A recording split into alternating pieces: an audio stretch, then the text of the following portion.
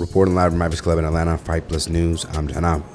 As mentioned at the top of the week, Donald Trump will deploy ICE agents to different airports across the country to help with a shortage of TSA workers related to a partial government shutdown. Now, unlike previous images of ICE agents who were mainly masked, Trump would request that all ICE agents in airports to not wear their masks as they help U.S. citizens. Trump will go on to say on his social site Truth Social, "I'm a big proponent of ICE wearing masks as they search for and are forced to deal with hardened criminals. I would greatly appreciate, however, no mask when helping our country out the Democrat cause mess at the airports, etc. Thank you." Now, what may have also been a way to manage the perception of ICE by U.S. citizens has definitely put some ICE agents in uncomfortable positions, as the role has become heavily criticized for being Trump's personal task force.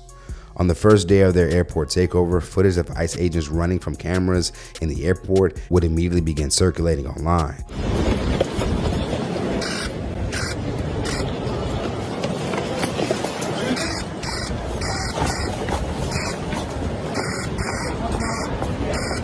Now, what is drawing a lot of conversation is surprisingly the number of black ICE agents who were now being seen due to this airport initiative.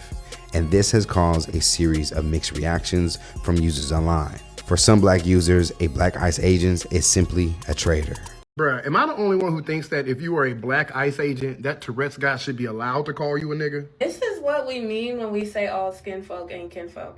Because y'all, ICE agents don't have their mask on in the airports today. And the amount of black and brown ICE agents I've seen, Lord. Exhibit B. Exhibit C right here.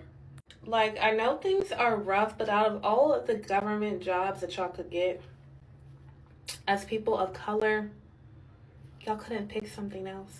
Trump put ICE exactly where he wanted to put them. Think about it. You ain't got money to pay TSA, but you got money to pay ICE. Now, over on Threads and X, the conversation would continue. Seeing black ICE agents doesn't sit right with my spirit. While another would end up singling out a black woman who was also an agent. They were going to write, "Black woman ICE agent. This is what betrayal looks like to me." Now, as mentioned, the reactions were mixed, as some would even defend the black ICE agents for doing what they have to do to provide for themselves and family. One user on Instagram would directly defend the black ICE agent woman for making the decision to join ICE. He would go on to say, "Imagine the strength it takes to wake up and do what you have to do, knowing you'll be ridiculed by a so-called culture that ain't paying your bills. Hashtag ICE, hashtag America." Now, that comment would spark support as well as more angry black users. On Threads, one woman would write, "Y'all acting shocked that there are black ICE agents, as if for decades black people ain't been propping up white supremacy and state violence by joining the police. Black people becoming ICE agents is the same as black people becoming cops, is the same as black people joining the military, is the same as black people becoming correction officers. All of these systems uphold white supremacy and promote state and sometimes global violence, and there are black people complicit in all of them." Frequent guests of the network, Trip Fontaine, would also sound off about people defending black ICE agents. "Y'all on here defending an ICE agent cause she black? Y'all done lost y'all minds. I don't care what her situation was or is. She's only doing slave catching work to support her family. Y'all sound dumb and got us looking even dumber. You and that slave catcher are the reason Big Tubman was strapped." Now, in regards to seeing black ICE agents, some, like political commentator Reesei Colbert, would suggest that the White House is purposely showing more black ICE agents than normal.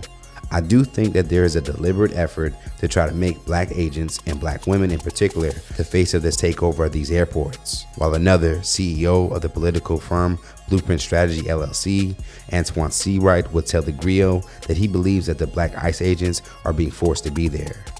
"I think they want to make folks comfortable while being uncomfortable, and it's easy to put a black face out there to mask an agenda that will essentially harm those same communities that the faces represent."